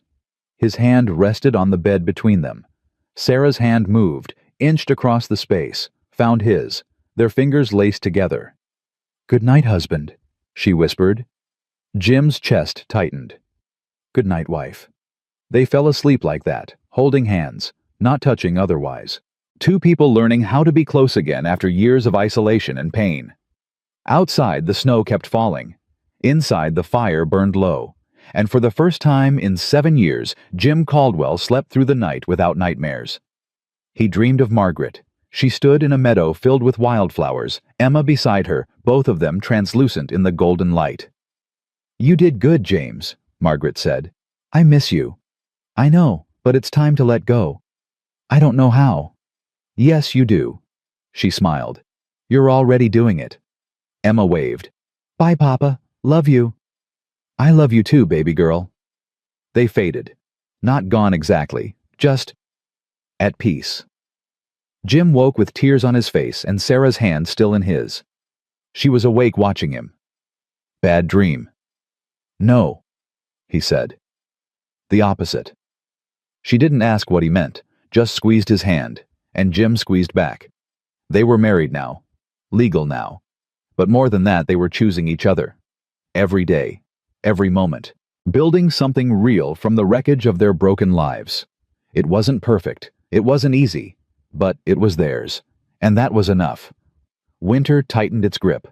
2 weeks passed after the wedding, and Jim learned what it meant to be a husband again, a father for the first time. He learned that Rose sang when she was happy, and went silent when she was scared. That Tommy had nightmares about his real father, and would wake up swinging. That Sarah talked in her sleep, mostly apologies to people who weren't there anymore. He learned to sleep with one hand touching Sarah, just enough contact to remind them both they weren't alone. He learned to check Tommy's room 3 times a night, making sure the boy was breathing, was safe, wasn't running. He learned that Rose wouldn't eat eggs unless they were scrambled, that Tommy hated carrots, but would choke them down to prove he was tough. He learned that being a family wasn't about blood. It was about showing up every single day, every single day. They were having breakfast when the first stone hit the window. The glass cracked but didn't shatter. Tommy jumped. Rose screamed. Sarah was on her feet instantly, grabbing both children, pulling them away from the window. Jim grabbed his rifle, moved to the door. "Stay inside." "James, don't." He was already outside. 4 men on horses at the edge of his property. Not close enough to be an immediate threat. Close enough to make their point. Jim recognized 2 of them, Silas Thornton, and Martha Blackwood's son Jacob, who Jim had always thought was decent until now. "That's far enough," Jim called out. "This is still a free territory, Caldwell," Jacob called back. "We can ride where we please." "Not on my land." "Your land," Silas laughed. "Bought with what, the devil's money? Everyone knows you've been hoarding gold from your mining days, living up here like a hermit with your stolen fortune while good Christian folks struggle." Jim's jaw clenched. He'd sold his mining claim 8 years ago, bought this land, built this ranch with his own hands. There was no gold, no fortune. Just hard work and grief. "Get off my property, or what you'll shoot us." A third man Jim didn't recognize moved his horse forward. "That'd just prove what we all know. You're a criminal, a deviant, corrupting that poor widow woman and her innocent children. Those children have a father now, me, legal and binding." "A father," Silas spat. "You're a replacement, a poor substitute for a real man. That boy will never respect you, that little girl will never love you, and that woman—" He smiled ugly. "She's just using you until something better comes along." Jim raised the rifle. "Last warning." "James, don't—" Sarah's voice from behind him. She'd come out despite his order. "They're not worth it." "Listen to your woman, Caldwell." Jacob's voice had an edge. "Walk away. This doesn't have to get ugly." "You threw a rock at my window, at my children. It's already ugly." "That was a warning. Next time it'll be worse." "There won't be a next time." "You sure about that?" The fourth rider moved forward. Jim saw his face and his blood went cold. Billy Crawford, a known troublemaker, a man who'd spent 3 months in jail for beating a saloon girl half to death. "You brought Crawford." Jim looked at Jacob. "Your mother know you're riding with scum." "My mother knows we're protecting the town's moral fiber. By terrorizing a family. By sending a message." Billy's grin showed missing teeth. "You ain't welcome here, Caldwell. Neither is your whore wife or her bastard children." Jim fired. The bullet kicked up dirt 6 inches from Billy's horse. The animal reared. Billy nearly fell off, cursing. "Next one goes through you," Jim said calmly. The 4 men exchanged glances. Sarah was beside Jim now, her hand on his arm. "Please, let them go. Don't make this worse. They started it, and we can finish it by walking away. Walking away makes us victims. Fighting makes us targets." She looked at him with those eyes that saw too much. "Please, James, for the children." Jim lowered the rifle. Not because he wanted to, because she was right. The 4 riders sat there waiting to see what he'd do. Finally, Silas spoke. "Smart choice. But understand this, Caldwell. We'll be watching. One mistake, one slip, one hint that those children are being mistreated or corrupted, and we'll be back. With the law, with the judge, and next time we won't leave empty-handed." They rode off. Jim stood there, rage boiling in his chest. Sarah's hand still on his arm, anchoring him. "They're not going to stop," she said quietly. "I know. They're going to make our lives hell until we leave, or until we're not leaving. James. This is our home. Those are our children. We're not running." Sarah turned him to face her. "I've been running for 6 months. I know what it looks like. And I know what happens when you stop running and start fighting. People get hurt. People die. You want me to just let them terrorize us? I want you to be smart. Smart would have been never opening my door that first morning. The words came out harsher than he meant. Sarah flinched like he'd hit her. Jim immediately regretted it. I didn't mean, yes you did. Her voice went flat. You meant every word. We're a burden, a complication. And now that burden includes threats and violence and… Sarah, stop. Why, it's true. You were safe before us. Alone, but safe. Now you're married to a woman you don't love, raising children who aren't yours, fighting battles you never asked for. Tears streamed down her face.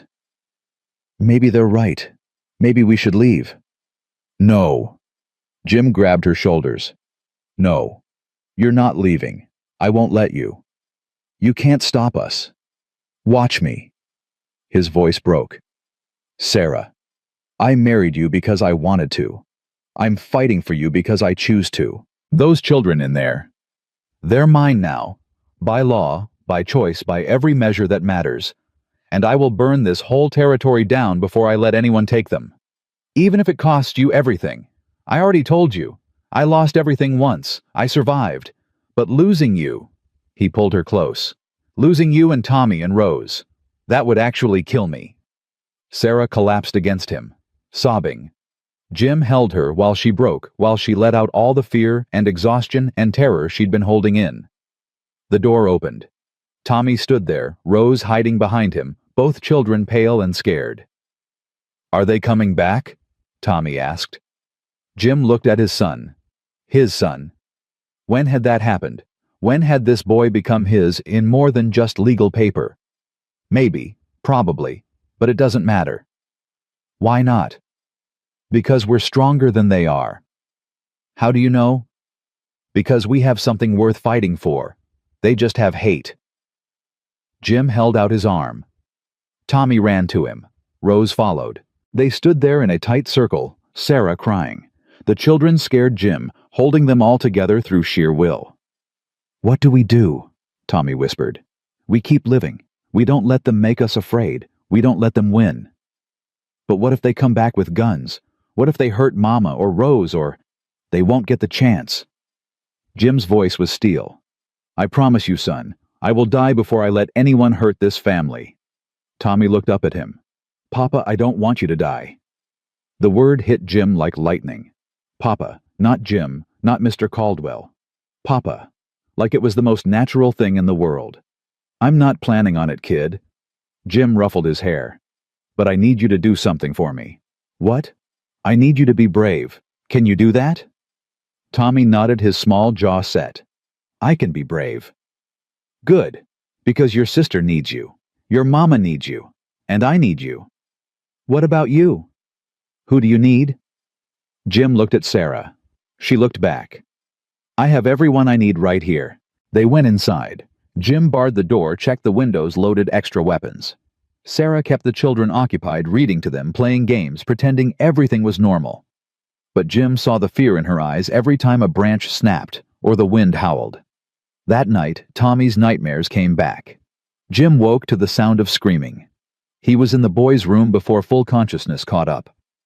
Tommy was thrashing, fighting invisible attackers, crying for his mother. Tommy, Tommy, wake up.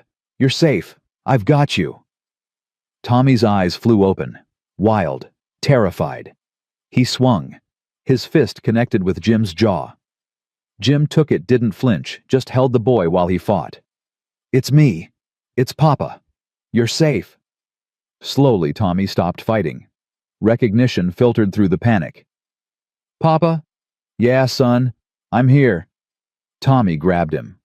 Held on like Jim was the only solid thing in a drowning world. He was here. My real father. He was hurting Mama again, and I couldn't stop him, and… He's gone. He can't hurt anyone anymore.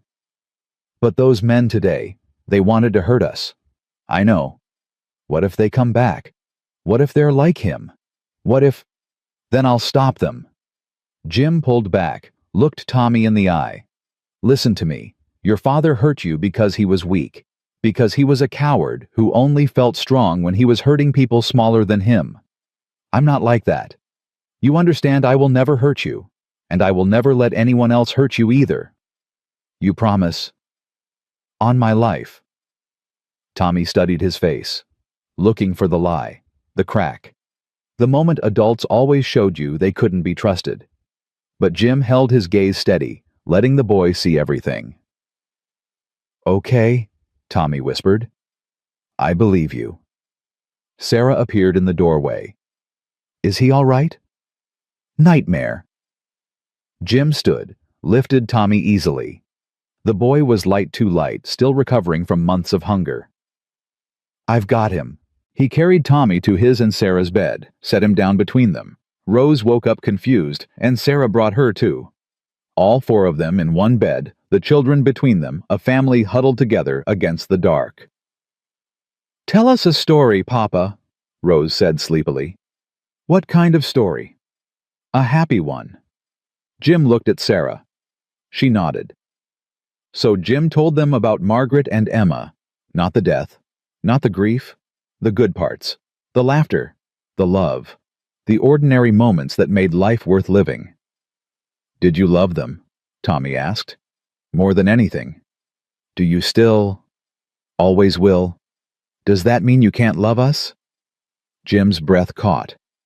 Sarah's hand found his across the children's bodies. No, son. That's not how love works. Love doesn't run out. It just grows. Makes room for more. So you love us and them? Yeah, I do. Tommy considered this. Then, good, because I love you too. Rose echoed it. Love you, Papa. Jim's vision blurred. He looked at Sarah. She was crying again. Happy tears this time. Love you too, little ones, he managed. So much it scares me. They fell asleep like that. A pile of humans taking comfort in proximity and warmth, in the knowledge that they weren't alone. Jim lay awake long after everyone else slept, listening to their breathing, memorizing the weight of them praying to a God he wasn't sure believed in him anymore, that he could keep them safe. Morning came too fast. Jim woke to find Sarah already up making breakfast, moving through the kitchen like a ghost. He knew that look. She was planning something. What are you thinking? He asked. We need supplies, real supplies. Enough to last through winter without going to town. I'll go. They'll recognize you. They'll hassle you. Maybe worse. So, what do you suggest? Sarah turned. I go. Absolutely not. James. You think I'm sending you into town after yesterday? After they called you? He couldn't repeat the words. They made him too angry. They called me worse when Daniel was alive. I survived then. I'll survive now. You had to survive then. You don't now. You have me. And what happens when they provoke you into a fight? When you end up arrested or shot, and I'm left alone with 2 children and no protection? She moved closer. I know you want to protect us, but sometimes protecting means stepping back. I can't let you go alone. Then come with me, but let me do the talking. Jim wanted to argue. Every instinct screamed at him to lock her in the house, to go himself to handle this like men had always handled things. But Sarah wasn't asking for his permission. She was telling him how it was going to be. Fine, but I'm armed. And if anyone even looks at you wrong, you'll stay calm and let me handle it. Sarah. Promise me, James. No fighting, no matter what they say. Jim's jaw clenched. I can't promise that. Then we don't go at all. They stared at each other. A battle of wills. 2 stubborn people who'd survived alone, learning how to compromise. I'll try, Jim finally said. That's the best I can do. Good enough. They left the children with instructions to bar the door and not open it for anyone. Tommy had his knife. Rose had instructions to hide under her bed. Neither child wanted them to go, but Sarah was firm. We'll be back before dark. Be brave. The ride to town took an hour. Jim and Sarah didn't talk much, both of them tense, watching the trees, expecting ambush. But they made it without incident. Town was busier than Jim remembered. People everywhere. Normal life continuing while his world fell apart. They tied their horses at the general store. Jim helped Sarah down. Her hand lingered in his. Remember, calm. I remember. They walked in together. The store went silent. Every eye turned to them. Jim felt Sarah stiffen beside him, but she kept walking head high, moving to the counter like she owned the place. Mrs. Caldwell. The clerk's voice was carefully neutral. What can I do for you? I need supplies. Flour, sugar, coffee, salt. Enough for 3 months. That's a lot of supplies. It's a long winter. The clerk glanced at Jim. Your husband good for the credit. My husband has cash. Sarah set coins on the counter. Real money. Jim had given it to her that morning, the last of his savings. Will this cover it? The clerk counted, nodded. Should do. I'll get your order together. He disappeared into the back. Sarah stood at the counter, rigid, waiting. Jim stood beside her, hyper-aware of every person in the store, every whisper, every stare. Well, well. Martha Blackwood's voice cut through the silence. If it isn't the blushing bride. Sarah didn't turn. Mrs. Blackwood. I must say you move fast. From destitute widow to married woman in a matter of weeks. Quite the accomplishment. I'm a lucky woman. Lucky, is that what we're calling it? Martha moved closer. Jim's hand dropped to his gun. Sarah's hand caught his wrist, held tight. What would you call it? Sarah asked. Opportunistic, manipulative. Exactly what I'd expect from a woman of your background. And what background is that? One that includes a drunk for a husband and bastard children. Sarah's hand tightened on Jim's wrist. He could feel her shaking, could feel his own rage building like a wildfire. My children are legitimate, Sarah said quietly, and my husband was their father. Whatever else he was doesn't change that. And what is your current husband? Besides a fool who fell for a pretty face and a sob story. Jim stepped forward. Sarah's nails dug into his wrist. He's a good man, Sarah said. Better than I deserve. Better than this town deserves. A good man who harbors fugitives. Fugitives. Sarah's voice stayed level. I'm a widow who fell on hard times. That's not a crime. No? Then why were you running? What were you hiding from? I was hiding from people like you.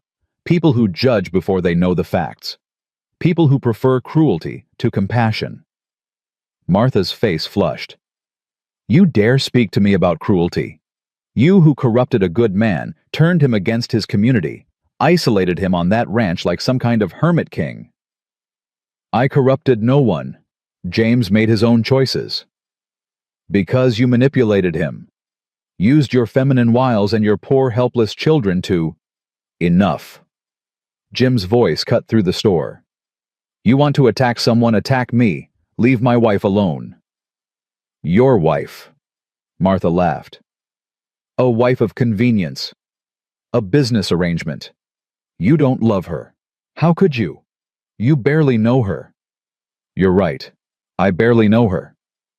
Jim stepped forward, putting himself between Sarah and Martha. But what I do know, she's stronger than anyone I've ever met. She's a better mother than most. She makes a house feel like a home. And yeah, maybe I don't love her yet, but I'm working on it.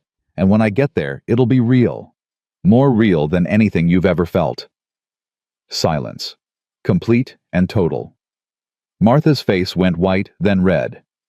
You'll regret this, Caldwell. Both of you. This territory has no room for people like you. Then maybe we don't want to be part of this territory. Where will you go? Who will take you? You think other towns will be more welcoming to your little arrangement? She leaned in close. You're trapped, both of you, and eventually you'll turn on each other. She'll resent you for not being enough. You'll resent her for needing too much. Those children will grow up warped and broken, and it'll be your fault. Both of you. The clerk reappeared with their supplies. Your order's ready, Mrs. Caldwell. Sarah moved mechanically, started gathering bags. Jim helped her, his hands shaking with suppressed rage. They loaded everything paid and left without another word. Outside, Sarah made it 3 steps before her legs gave out. Jim caught her, held her while she shook. I'm sorry, she gasped. I thought I could handle it. I thought... You did handle it. You were amazing. She said, I don't care what she said. None of it's true. But what if it is? What if we do resent each other? What if the children— Sarah, look at me. He waited until she did. That woman is poison. Everything she said was designed to hurt us. Don't let her win. She already won. She made me doubt us. Then we prove her wrong. Every single day. We wake up and choose each other and build something so strong her words can't touch it.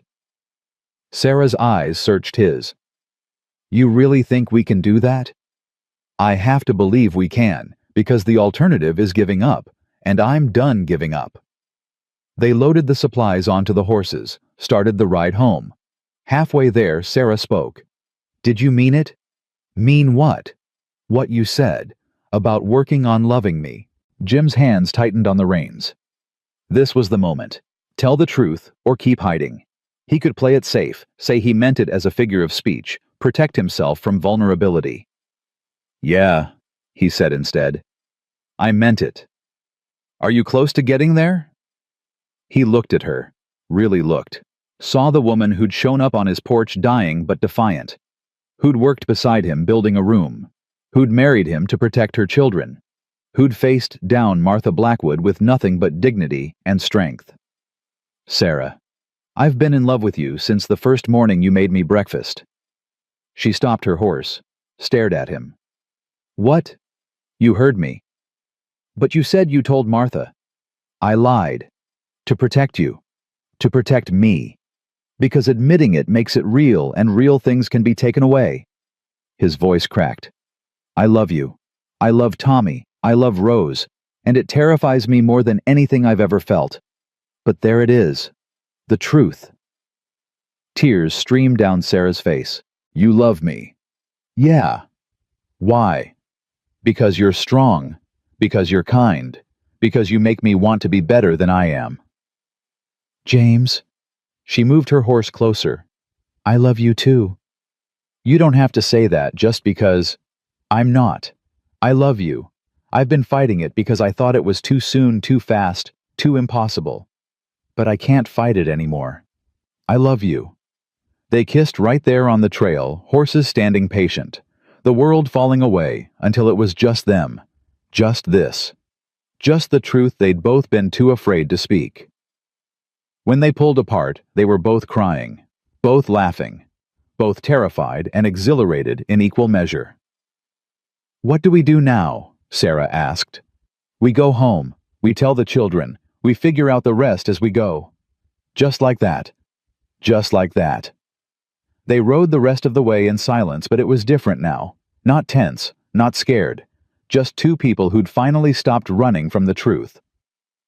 Home appeared over the ridge, smoke from the chimney, lights in the windows. Tommy and Rose waiting at the door, relief flooding their faces when they saw their parents returning. Parents. Both of them. Jim and Sarah dismounted. The children ran to them. They caught them, held them, a family complete and complicated and absolutely worth fighting for. Did you get supplies? Tommy asked. We did. Did anyone hurt you? No, son. We're fine. Rose hugged Sarah's legs. I missed you, Mama. Missed you too, baby. They unloaded together, put everything away, made dinner, ate as a family, normal, ordinary, the kind of life Jim had thought he'd lost forever. That night, after the children were asleep, Jim and Sarah lay in bed, not 3 feet apart anymore, pressed together, her head on his chest, his arms around her. I'm still scared, she whispered. Me too. But I'm glad we did this. Me too. James. Yeah. Thank you for fighting for us. Always. He kissed her head. From now until forever, I'll always fight for us. And he meant it. Whatever came next, Martha's schemes, town's judgment, winter's harshness, they'd face it together. Because they were a family now. Real and permanent, and worth every battle ahead. The storm was coming. But for tonight, they were home. They were safe. They were loved. And that was everything. The peace lasted 3 days. Jim woke on the fourth morning to find Tommy standing by the window, knife in hand, staring into the pre-dawn darkness. "What is it?" Jim kept his voice low, not wanting to wake Sarah or Rose. "Someone's out there." Jim was up instantly, rifle in hand. "Where?" "By the barn. I saw movement. Could be an animal, but you don't think so?" "No, sir." Jim moved to the window, scanned the yard. Nothing. Just snow and shadows, and the kind of silence that felt wrong. Too still. Like the world was holding its breath. "Wake your mother. Quietly. Get Rose into the back room. Bar the door from inside." "What about you?" "I'm going to check it out." "Papa, don't. What if it's a trap?" Jim looked at his son. 9 years old and already thinking like a soldier. It broke his heart and made him proud in equal measure. "Then I'll spring it before they bring it to us. Go." Tommy hesitated, then nodded. Moved silently to wake Sarah. Jim watched him go, this boy who'd become his in every way that mattered, then turned back to the window. Movement. There. By the woodpile. Definitely human. Jim's jaw clenched. He checked his rifle-pocketed extra ammunition and moved to the door. Sarah caught his arm. "Where are you going?" "We've got visitors." "How many?" "Don't know yet. Could be one. Could be more." "Then you're not going alone." She was already reaching for the shotgun above the fireplace. "Sarah." "Don't. We're partners now. That means we face things together." She loaded the shotgun with practiced hands. "Besides, you'll need someone watching your back." Jim wanted to argue, wanted to lock her in the house where she'd be safe, but the set of her jaw told him it would be a waste of breath. "Fine. But you stay behind me.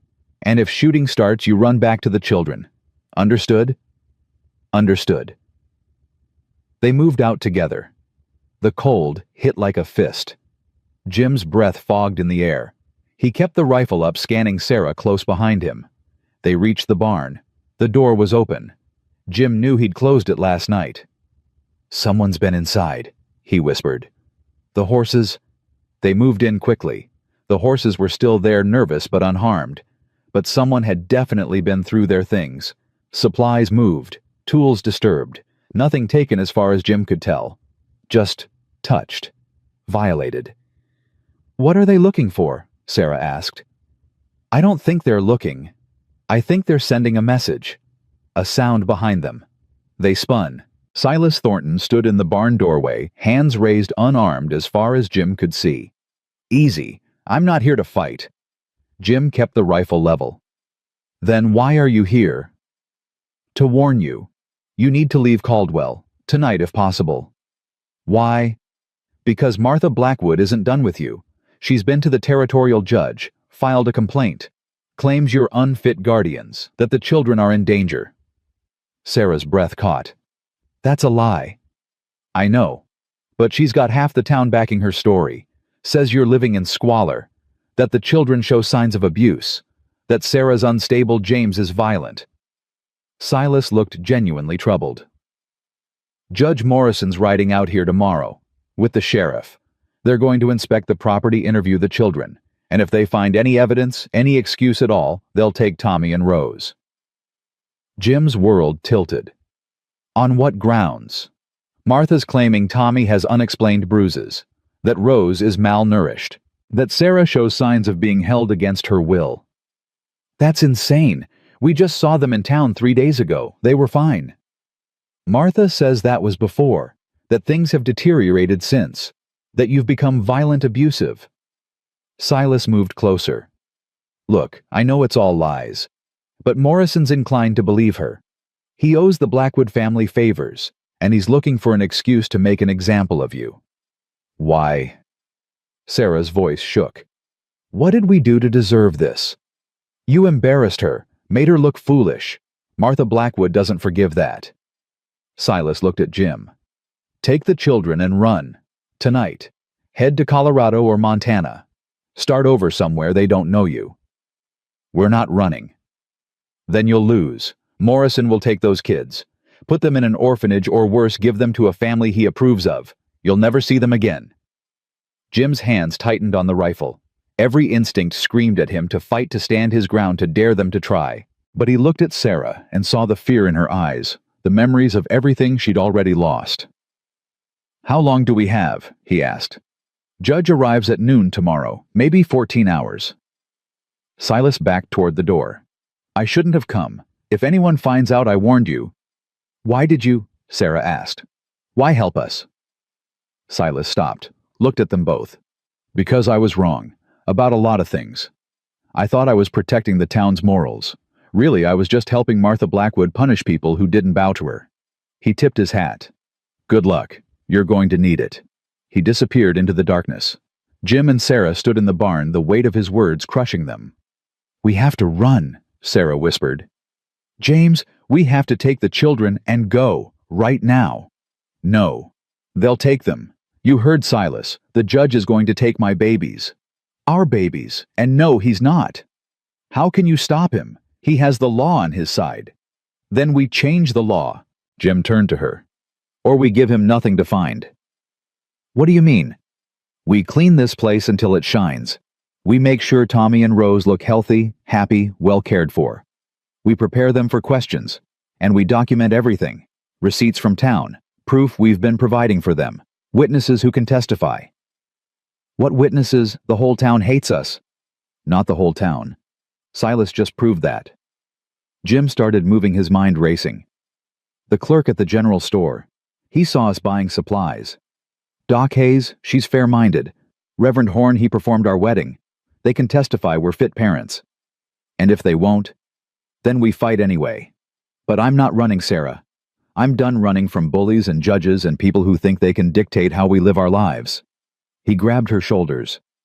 "We're going to stand here in our home with our children, and we're going to dare them to try to take what's ours." Tears streamed down Sarah's face. "What if we lose? Then we lose fighting, together." She searched his face, looking for certainty he didn't feel, but was determined to fake. Finally she nodded. "Okay, we fight." They worked through the night, cleaned the house until it gleamed, washed the children's clothes, made sure there was plenty of food visible. Jim repaired the cracked window, fixed loose boards, made everything look as respectable and stable as possible. Sarah prepared the children, explained that people would come asking questions, that they needed to tell the truth but be smart about how they told it. "What if they ask about Papa Daniel?" Tommy asked quietly. Sarah knelt down. "You tell them your father died. You tell them it was hard, but you don't tell them about the hitting." Tommy's voice was flat. "I know, Mama. We're not supposed to talk about that. Not because it didn't happen, but because some people won't understand. They'll twist it, use it against us. That's not fair." "No, it's not. But fair doesn't matter right now. Keeping our family together matters." Rose tugged Sarah's sleeve. "Are they going to take us away from Papa? Not if we're smart. Not if we're brave." "I can be brave." Rose's small jaw set. "Papa taught me." Jim's throat closed. He knelt beside Sarah. "Listen to me, both of you. Tomorrow people are going to try to scare you. They're going to ask hard questions. They might say mean things about your mama or me. But you remember this. We love you. No matter what anyone says, no matter what happens, we love you. And we're fighting to keep you. Understand?" Both children nodded. Tommy looked older than his years. Rose looked terrified, but determined. "Good.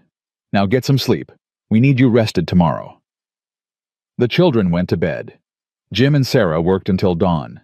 When the sun rose, the house looked perfect. Clean. Stable.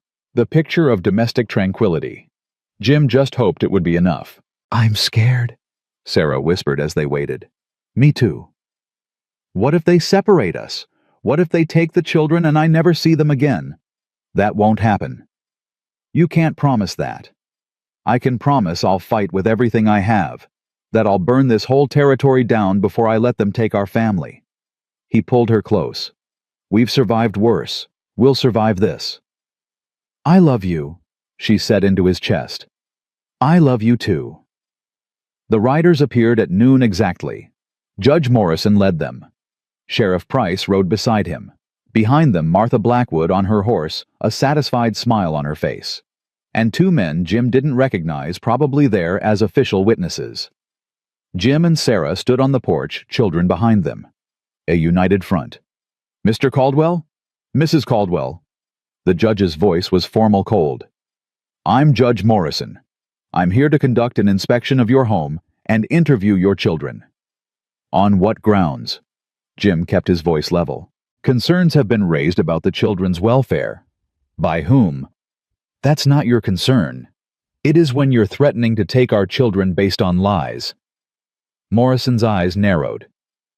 "You're awfully defensive for an innocent man." "I'm protective. There's a difference." "We'll see." Morrison dismounted. "I'll need to speak with the children, separately, without you present." "No." Sarah stepped forward. "You want to interview them, you do it with us there." "That's not how this works." "Then you're not interviewing them at all." Morrison looked at the sheriff. "Remove the parents." Price moved forward. Jim raised his rifle, not pointing at anyone, just present. "Touch my wife, and we're going to have a problem. You're threatening an officer of the law." "I'm protecting my family from harassment." They stood at an impasse. Morrison's face reddened. Martha spoke from her horse. "This is exactly what I told you, Judge. He's violent, unstable. Those children are living in fear." "Are you children?" Morrison called out. "Are you afraid of Mr. Caldwell?" Rose stepped forward, small but fierce. "No, Papa keeps us safe." "Papa?" Morrison's eyebrow raised. "He's not your father." "Yes, he is." Tommy joined his sister. "He married our mama. He takes care of us. He teaches me things. He loves us. That makes him our papa." Morrison studied them both. Jim could see him looking for signs of coaching, of fear of anything he could use. But Tommy and Rose stood tall, holding hands, telling the simple truth. "I'd like to see the house," Morrison said. "Fine." Sarah opened the door. "But we're coming with you." They all went inside. Morrison walked through, slowly inspecting everything. The clean kitchen, the stocked pantry, the children's room with their beds, their toys, their drawings on the wall. He looked in every corner, every closet, searching for something to condemn. He found nothing. "The children look healthy," he admitted grudgingly. "Because they are," Jim said, "and the house is clean. We take care of what's ours." Morrison turned to Martha. "You said they were living in squalor. They must have cleaned up before you arrived." Martha's voice had an edge of desperation. "But I've seen it before. Filthy. Dangerous." "When?" Sarah challenged. "When have you seen our home? I don't need to see it to know." "So you lied. To a judge. To try to steal our children." Sarah's voice was steel. "That's slander. Defamation. And if you cost me my family based on lies, I will spend the rest of my life making you pay for it." Martha's face went white, then red. "You can't threaten me." "It's not a threat. It's a promise." Morrison held up his hand. "Enough, both of you." He looked at Jim and Sarah. "I'll need character references. People who can vouch for your fitness as parents." "We have them." Jim pulled out papers. Names, statements, signatures he'd collected before dawn by writing to every decent person he knew and begging them to help. The store clerk, Doc Hayes, even Reverend Horn, who'd written a lengthy testimony about the wedding, about seeing the family together, about believing they were genuine. Morrison read through them slowly. His expression shifted from skeptical to thoughtful to resigned. "These are compelling," he admitted. "Because they're true," Sarah said. Morrison looked at Martha. "Do you have evidence to contradict these statements?" "I have my observations." "Which are biased and self-serving." Morrison folded the papers. "Mrs. Blackwood, I've known you for 20 years. You're a pillar of this community. But in this case, I believe you're wrong." Martha's face went slack. "What? These children are clearly well cared for. The home is clean and safe. The parents, while unconventional in their courtship, are legally married and providing adequate care." He looked at Jim and Sarah. "I see no reason to remove the children from this home." Sarah collapsed against Jim. He held her while she sobbed with relief. Tommy and Rose ran to them, and they held each other, a family intact against all odds. "This isn't over," Martha hissed. "I'll appeal. I'll find other judges. You'll do nothing." Morrison's voice went hard. "Or I'll charge you with filing false reports and wasting the court's time. Do you understand me, Martha?" She stared at him, fury and disbelief warring on her face. Finally, she jerked her horse around and rode off without another word. Morrison mounted his horse, looked down at Jim. "You made enemies today." "I made them weeks ago. Today I just kept my family. Watch yourself. Martha Blackwood doesn't forgive, and she has a long memory." "So do I." Morrison almost smiled. Then he tipped his hat and rode away, the sheriff and witnesses following. Jim and Sarah and the children stood in the yard, holding each other, hardly daring to believe they'd won. "Is it really over?" Tommy whispered. "For now," Jim said. "But they'll come back. Maybe, probably. But we'll be ready." That night, they celebrated. Real celebration. Sarah made a feast from their supplies. They ate until they were stuffed. Tommy taught Rose a card game. Jim watched his family, this impossible, miraculous family, and felt something shift in his chest. Happiness. Pure, uncomplicated happiness. He'd thought he'd never feel it again. "What are you smiling about?" Sarah asked. "You, them, this. We almost lost it. But we didn't. Because you fought. Because we fought. Together." He pulled her close. "That's the difference. This time I wasn't alone." They put the children to bed. Tucked them in, told them stories, promised them safety they'd fought tooth and nail to guarantee. When the children were asleep, Jim and Sarah stood in the doorway watching them breathe. "I was so scared," Sarah whispered. "When Morrison said he wanted to interview them separately, I thought, I know. If we'd lost them, I wouldn't have survived it." "Yes, you would have. You're the strongest person I know." She turned to face him. "I'm only strong because you make me feel safe. Before you, I was just surviving. Running. Barely holding on." Tears spilled down her cheeks. "You gave me a reason to stop running. You gave us a home." Jim wiped her tears. "You gave me a reason to start living again. For 7 years, I was just a ghost. Going through motions. Waiting to die. Then you showed up on my porch, and everything changed. Was it worth it? All the fighting, all the trouble?" He looked past her at the sleeping children. At this house they'd defended together. At the life they'd built from nothing but desperation and hope.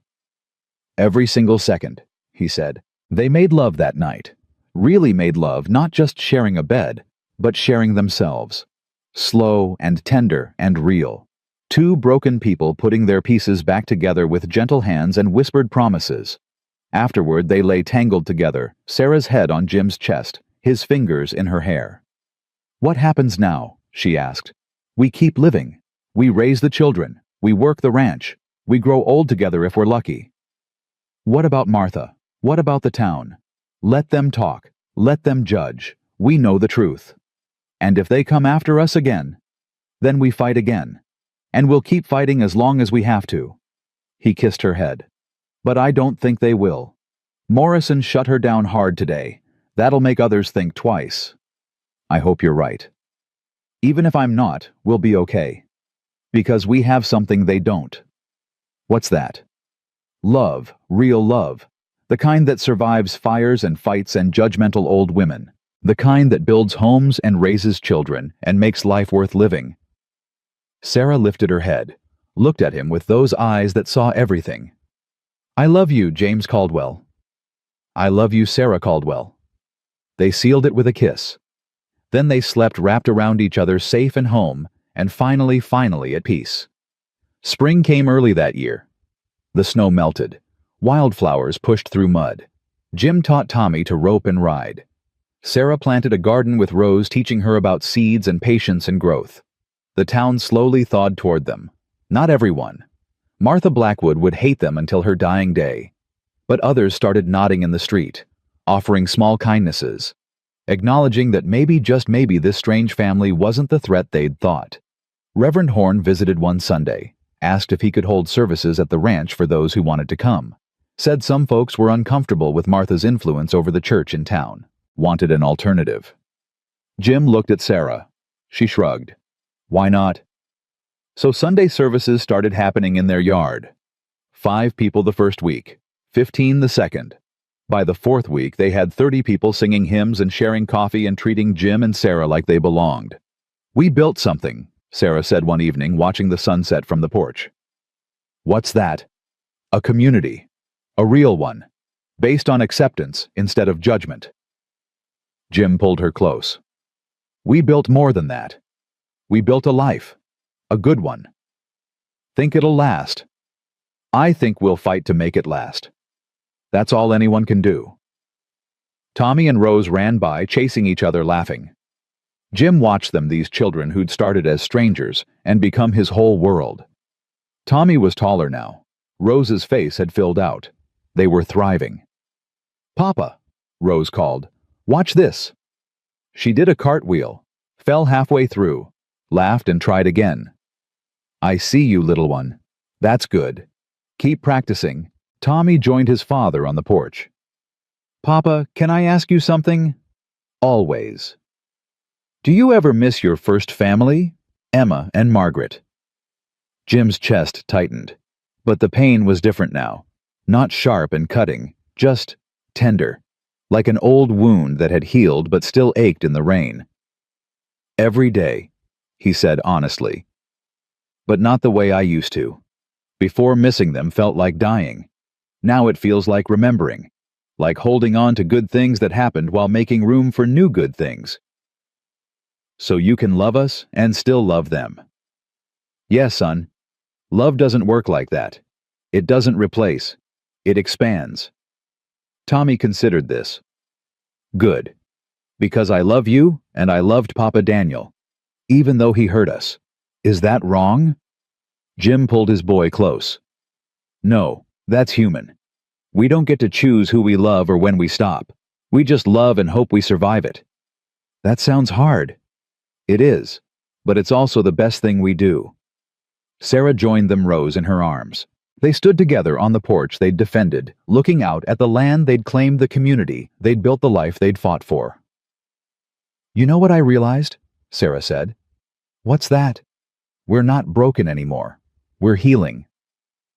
Jim looked at his wife, his children, his home, saw the cracks still there, the scars that would never fully fade, but also saw the growth, the new strength, the love that had filled the empty spaces. Yeah, he said, we are. That night, Jim carved new names into the doorframe of the children's room.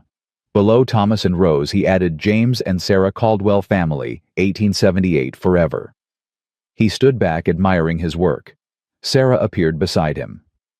Forever's a long time, she said. Good thing we're stubborn. She laughed, kissed him. They stood in the doorway while their children slept, while the fire crackled, while the world outside remained cold and judgmental and difficult. But inside, they had everything. They had survived.